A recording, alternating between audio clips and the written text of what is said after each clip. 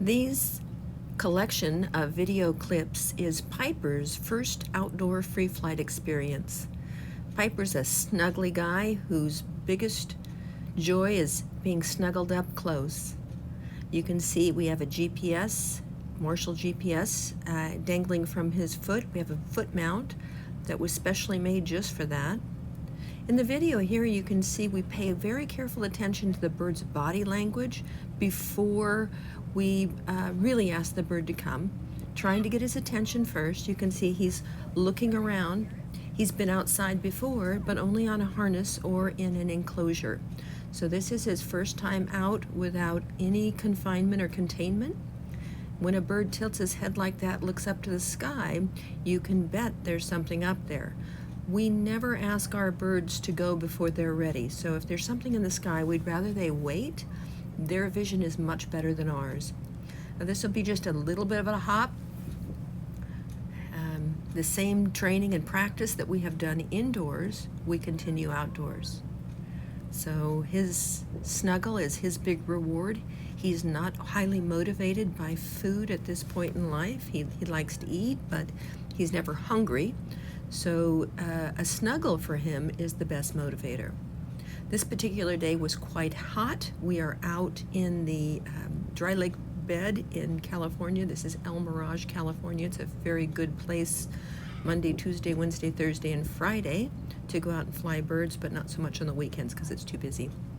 So again, now we're going to ask Piper to come a little bit further distance. You can see he's a little bit more hesitant, but watch the body language. When he moves forward, that tells you he's ready to come.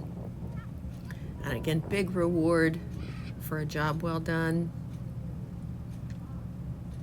allowing him that snuggle time. Every bird is going to be different in what is its motivator.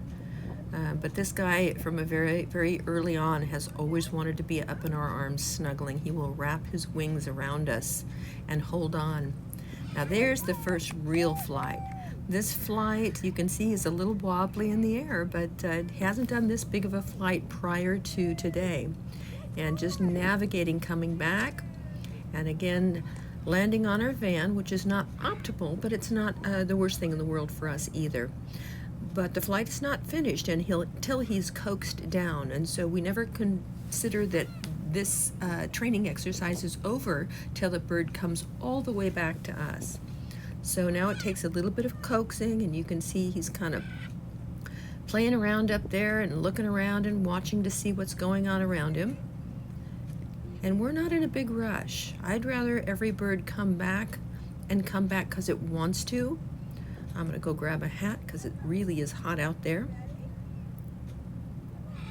And now I'm standing across the way, coaxing him, calling him to come.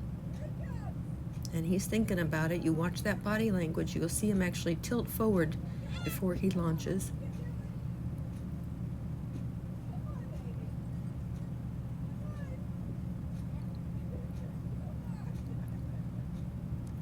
Do you hear a little bit of the other birds in the background and the wind?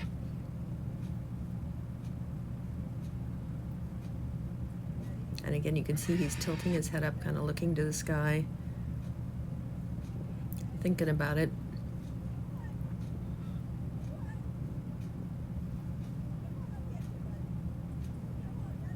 The body motion forward and coming down, and a successful first flight.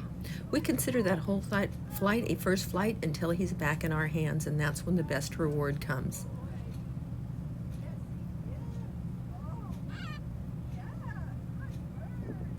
If this bird was food motivated, I would be treating him right now with his favorite food. Often that is a nut for most birds, a cashew, a pine nut, a walnut. They all have their own personal preferences, so you need to learn what the bird likes so that you can reinforce that behavior in a positive way every time for him. We'll ask the bird if he wants to go some more. We'll try to get a few flights out of him that first day because we just want to keep the momentum going. The nice thing about this bird is his indoor training has been very successful, so he's done a lot of curves and descending, so he can circle well and he can come down. Sometimes birds go out a little bit premature of learning those skills, and when that happens, they end up going straight and going far. My preference is to have them stick close by so we don't have to chase them down, because they will get tired early or until they have developed the skills.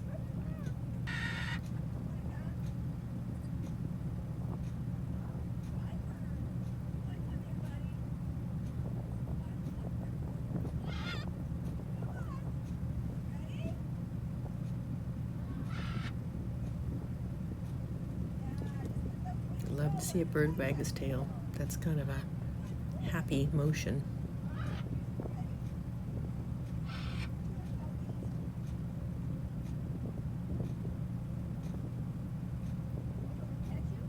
The bird's not interested in coming again, so I move in closer because we always want to end on a successful note.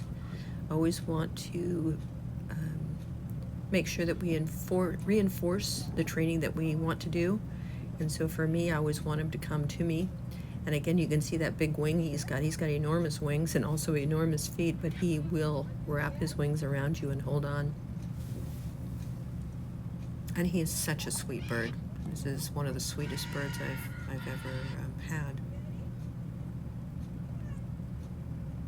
This is the Aquablush. This is a new hybrid from Parrot Daddy Macaws. They're out of Florida. It's parrotdaddy.com if you want to look at their website. Super good folks, great breeders, especially for the free flight community, because they are breeders who will let the birds go at about 8 weeks, which is ideal for us in the free flight community because it allows us the opportunity to train them at the natural fledging age. These birds develop skills that they would normally develop in the wild at the right time, so they become some of the best athletes in the air. And he's kind of playing around on the stand right now, so we don't really push these first couple of flights too much. I'd rather they do it in their own time frame, but we do give them the opportunity. You will seldom see us throw or launch a bird. Mostly you will see us invite a bird to fly. These are some of the other birds just getting a little bit of exercise, enjoying the wide open spaces there. Jazz is the extreme verity on the door there. Up on the roof is Breeze, our blue and gold macaw. Come on, baby. Come on, you can come. And we keep inviting Piper to take another flight, but we do let it be his choice. Ready? Come on. Come on. There's Breeze, good girl.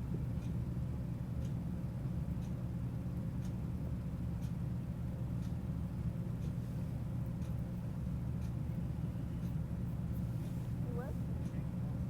Oh. I'm videoing all this stuff.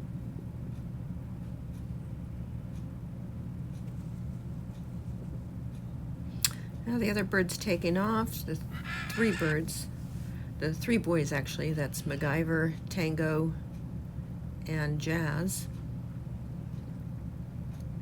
Often our birds will flock together. Hello, Tango. Tango coming back in for a landing with Rob. And the other two boys are going to go out for a bit. Good boys. With the birds when they're flying, I will often Good boy, Matt. I will often whistle to get them to curve back. Nice one. I don't always whistle because I don't want to wear it out, but I do always contact call.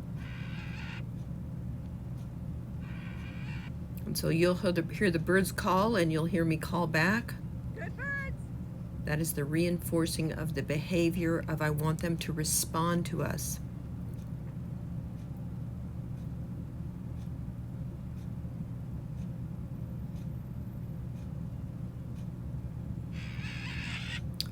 The four older birds will often go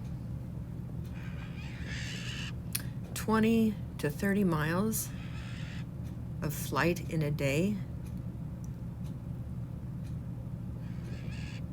And they often go speeds of 45 to 50 miles an hour. Good boys.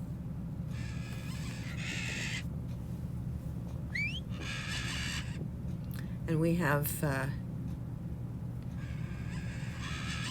our GPS recording that will show them. I think the highest we've had them go is about 700 feet above start, which is a pretty extreme altitude.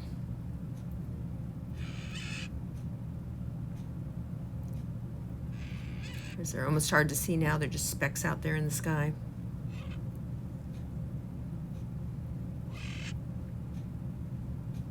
This is one of the reasons why using GPS is a valuable tool.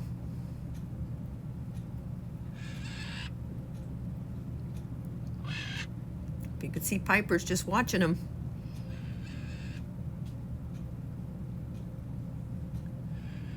Hi, guys.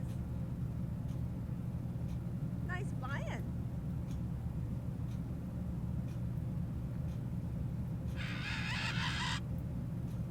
Woohoo!